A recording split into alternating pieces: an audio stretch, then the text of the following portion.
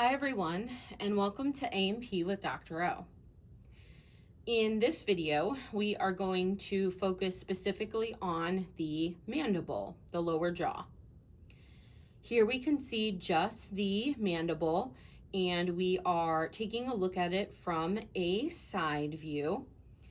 We can see that the mandible, we have this angle here. So the angle of the mandible is going to be the ramus, and that's what that term refers to, is the angle of the jawbone. We can see it's like almost like a 90-degree angle here. We can also see the mental foramen.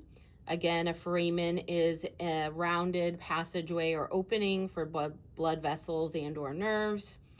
And mental, because it's associated with the chin, that's our landmark for the chin. That will help us remember that this is the mental foramen. Then we are going to have the mandibular condyle. It's also sometimes called the condylar process. And this is going to articulate with the mandibular fossa.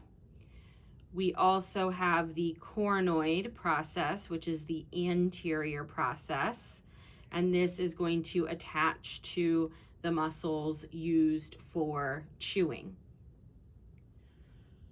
We also have another foramen on the posterior side of the mandible, and it's the mandibular foramen. I'm going to move the model a little bit so we can see it.